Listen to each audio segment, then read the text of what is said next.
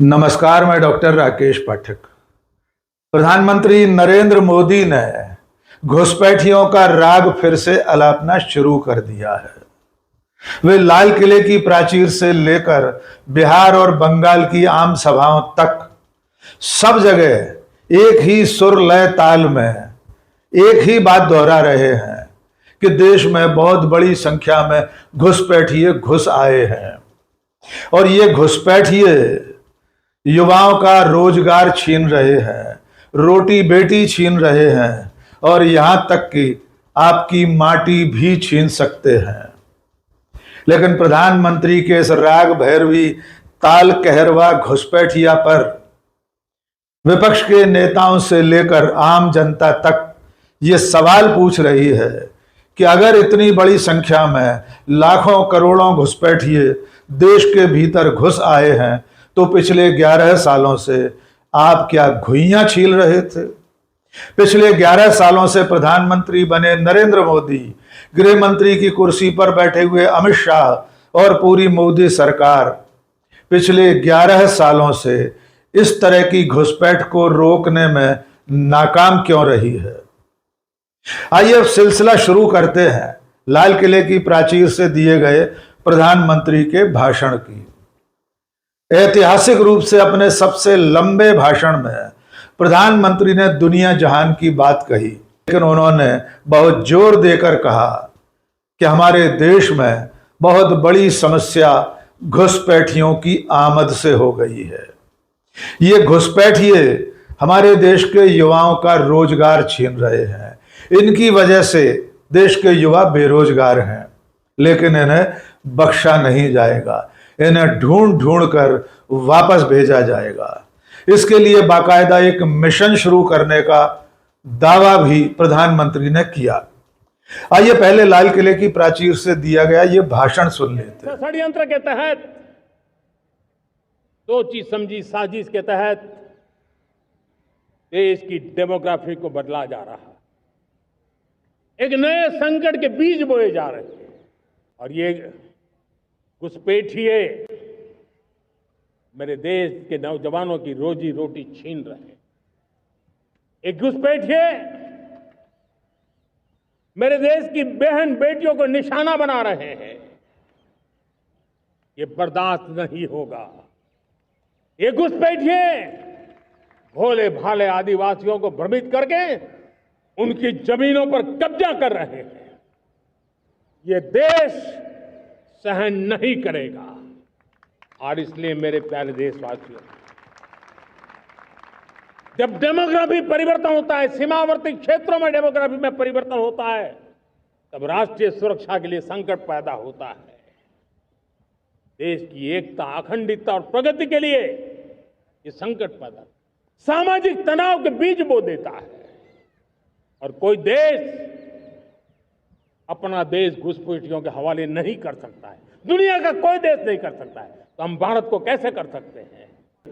और इसलिए मैं आज लाल किले की प्राचीर से कहना चाहता हूं, हमने एक हाई पावर्ड डेमोग्राफी मिशन शुरू करने का निर्णय किया है। तो आपने सुना कि प्रधानमंत्री नरेंद्र मोदी कह रहे हैं कि देश में घुसपैठ एक बहुत बड़ी समस्या हो गई है। इससे डेमोग्राफी, जनसांख्यिकी बदल रही है, यानी आबादी का जो अनुपात है उसमें इस तरह के जो घुसपैठिए घुसे चले आए हैं उनकी वजह से समाज का संतुलन भी बिगड़ रहा है और इसके लिए बाकायदा एक मिशन शुरू करने जा रहे हैं। इसके बाद प्रधानमंत्री ने बिहार और बंगाल की आम सभाओं में भी अपना यही राग एक बार फिर आलापा है। इस बार लाल किले से मैंने देश की एक बहुत बड़ी चिंता की चर्चा की है। ये चिंता घुसपैठ के बढ़ते खतरे की है। कोलकाता के, पश्चिम बंगाल के लोग समय से आगे की सोचते हैं। इसलिए आपके बीच मैं लगातार इस बहुत बड़ी राष्ट्रीय चुनौती की चर्चा करता रहा। आजकल आप देखते हैं जिन देशों को विकसित कहा जाता है, जिनके पास संसाधनों की कोई कमी नहीं है, वहां घुसपैठियों के खिलाफ मुहिम चल रही है। ये देश अब घुसपैठियों को ज्यादा नहीं सह सकता। घुसपैठियों को निकालना चाहिए कि नहीं निकालना चाहिए? घुसपैठिए जाने चाहिए कि नहीं जाने चाहिए? उनको भगाना होगा कि नहीं भगाना होगा? कौन भगा सकता है? कौन भगा सकता है? घुसपैठियों से बंगाल को कौन मुक्त करा सकता है? घुसपैठियों से बंगाल को कौन मुक्त करा सकता है?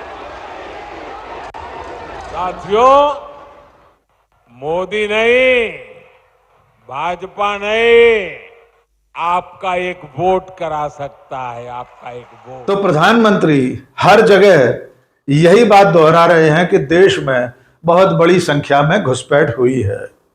इस वक्त इस मुद्दे को उठाने के पीछे वजह यह हो सकती है कि बिहार में चुनाव आने वाला है। इसके बाद बंगाल में भी विधानसभा चुनाव होना है।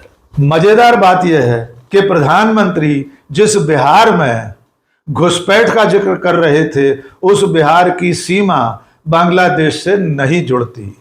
आमतौर पर यह माना जाता है कि हमारे देश में सबसे ज्यादा संख्या में घुसपैठ बांग्लादेश से ही हो रही है। पिछले कई दशक से लगातार बांग्लादेश से लोग भारत में आते हैं और यहां आकर बस जाते हैं।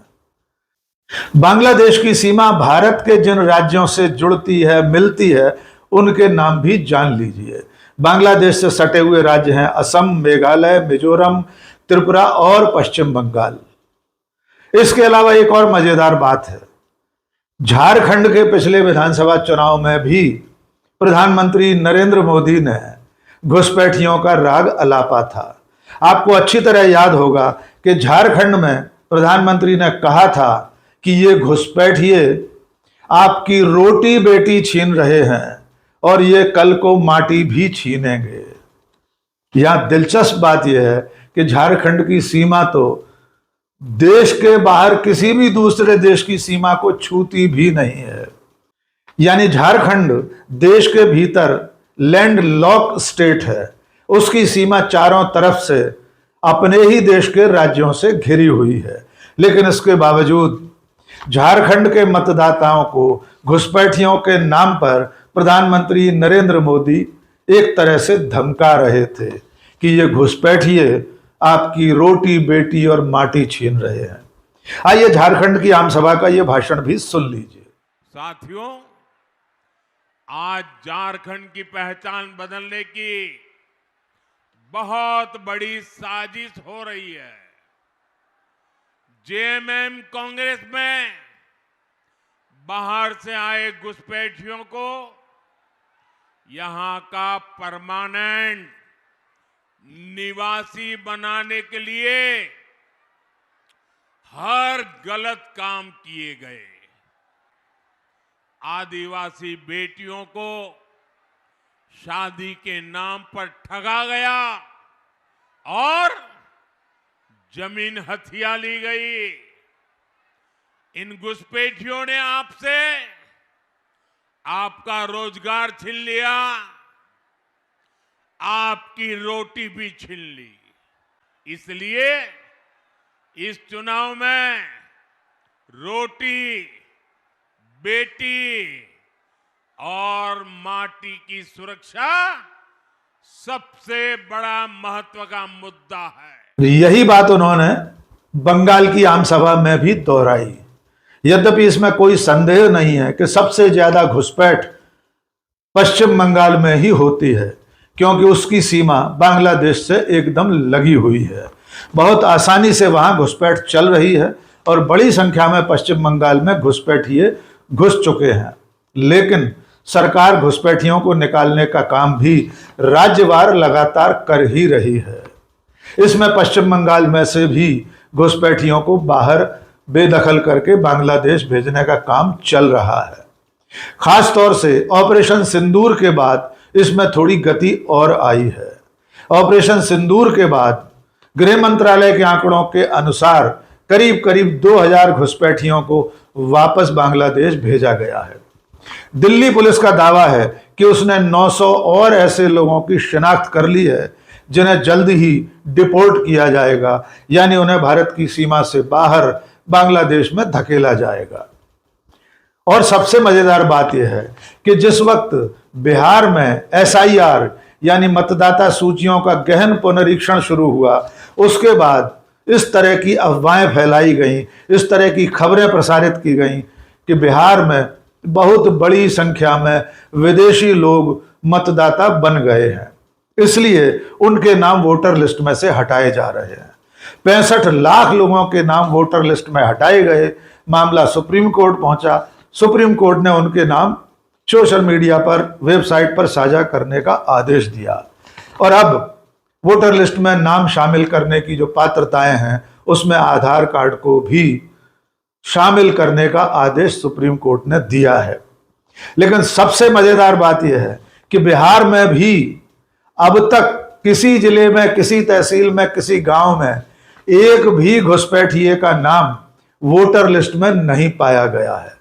यानी सरकार और सरकार के समर्थकों का यह दावा कि बिहार में बड़ी संख्या में घुसपैठिए वोटर बन गए हैं, विदेशी लोग वोटर बन गए हैं, यह दावा भी सिरे से खारिज होने वाला है।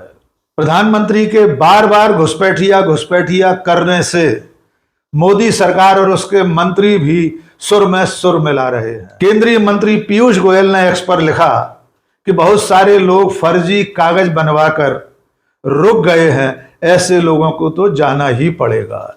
यानी कुल मिलाकर नरेंद्र मोदी और उनकी पूरी सरकार बिहार और बंगाल के चुनावों को नजर में रखते हुए घुसपैठियों का मामला गर्म करने पर उतारू है।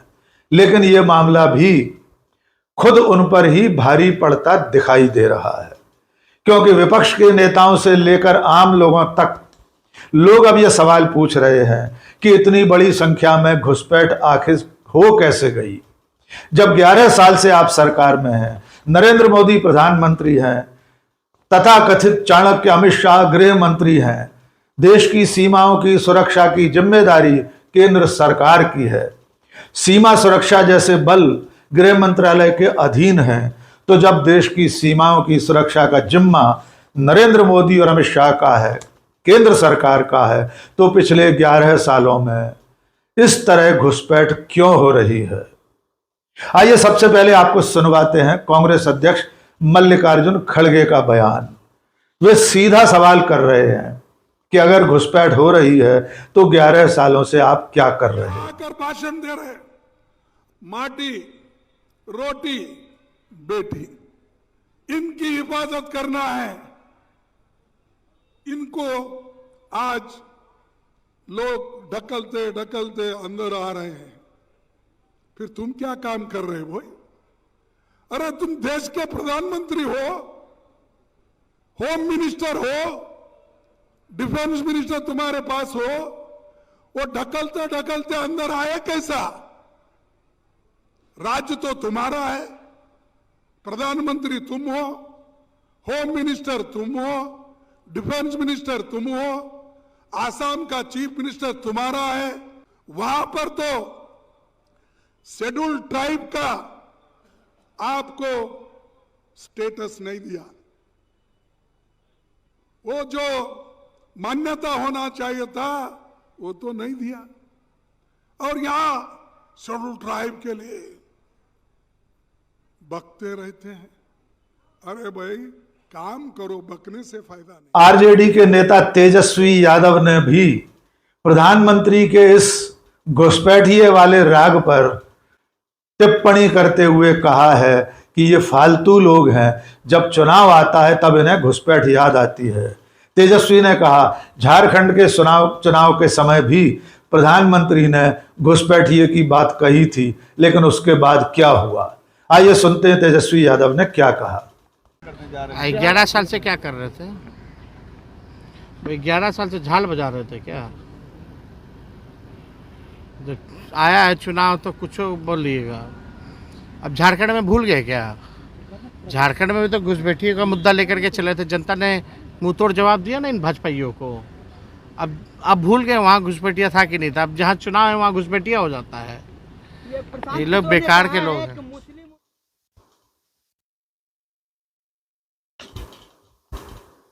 नेताओं के अलावा पत्रकार और आम लोग भी नरेंद्र मोदी और अमित शाह को, केंद्र सरकार को इस मुद्दे पर घेरने का काम कर रहे हैं।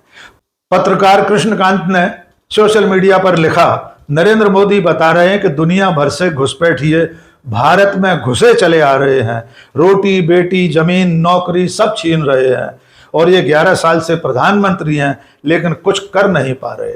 न भारत की सीमाएं संभाल रहे हैं और न अपना गृह मंत्री, न उनको आने से रोक पा रहे हैं, न उनको हटा पा रहे हैं। लंबा ट्वीट है जिसमें कृष्णकांत ने मोदी सरकार की नाकामी को रेखांकित किया है और साथ ही गृह मंत्री अमित शाह को नकारा बताया है। एक और यूजर हैं भानु प्रताप, उन्होंने लिखा है, कल मोदी ने एक सभा में कहा देश में घुसपैठियों की बढ़ती संख्या चिंता का विषय है। 11 साल से मोदी सत्ता में है और घुसपैठियों की संख्या बढ़ रही है। मतलब मोदी स्वीकार कर रहा है कि वो नकारा है, निकम्मा है, प्रधानमंत्री के लायक नहीं, उसके रहते देश सुरक्षित नहीं है। तभी तो नारा लग रहा है, वोट चोर गद्दी छोड़। एक आदिब कादरी नाम के यूजर हैं, वे लिखते हैं, प्रधानमंत्री ने लाल किले से कहा कि घुसपैठिए देश की रोजी रोटी छीन रहे हैं, बहन बेटियों को निशाना बना रहे हैं, जमीनें कब्जा कर रहे हैं, डेमोग्राफी बदल रहे हैं, सामाजिक संकट पैदा हो रहा है। यह एक कमजोर प्रधानमंत्री का कबूलनामा है जो देश की सीमाओं को सुरक्षित नहीं रख सकता। एक आलोक नाम के ट्विटर हैंडल पर यूजर हैं, उन्होंने लिखा, नरेंद्र मोदी बता रहे हैं दुनिया भर से घुसपैठिए भारत में घुसे चले आ रहे हैं, रोटी बेटी छीन रहे हैं, न भारत की सीमाएं संभाल पा रहे हैं और न अपना नकारा होम मिनिस्टर। तो प्रधानमंत्री नरेंद्र मोदी के राग घुसपैठिया पर उल्टे सुर सुनाई देने लगे हैं। विपक्ष और आम लोग प्रधानमंत्री को, गृह मंत्री को और सरकार को घुसपैठ होने के लिए जिम्मेदार ठहरा रहे हैं। लेकिन आइए चलते चलते एक दो चीजें और जान लीजिए। खास तौर पर यह कि जब जब भारत में घुसपैठियों की समस्या सामने आती है तब तब सरकारें इस तरह के अवैध नागरिकों को, घुसपैठियों को देश से बेदखल करने का काम करती रही हैं। 10 साल की यूपीए सरकार में, डॉक्टर मनमोहन सिंह की सरकार में कुल मिलाकर 88,792 घुसपैठियों को बेदखल किया गया था। एक बार फिर यह आंकड़ा सुन लीजिए। यूपीए की सरकार में 10 साल में कुल 88,792 घुसपैठिए डिपोर्ट किए गए थे, उन्हें देश से बाहर निकाला गया था। और नरेंद्र मोदी की 10 साल की सरकार में कुल 3,518 घुसपैठिए बेदखल किए गए हैं।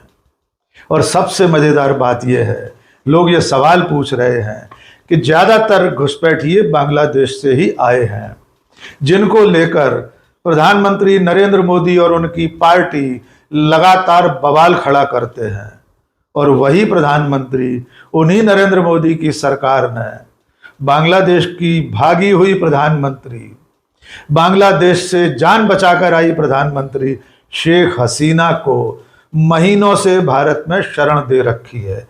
और अब तो बांग्लादेश की सरकार यह आरोप लगा रही है कि शेख हसीना की पार्टी के दफ्तर दिल्ली और कोलकाता में खुल गए हैं। और अगर ये बात सच है तो ये बेहद गंभीर मुद्दा है कि एक भगोड़ी प्रधानमंत्री की राजनीतिक पार्टी का दफ्तर भारत में खुल गया है और उसी देश के नागरिकों को लेकर प्रधानमंत्री लगातार अभियान चलाते रहते हैं। आज के इस वीडियो में बस इतना ही। बहुत बहुत शुक्रिया। जय हिंद।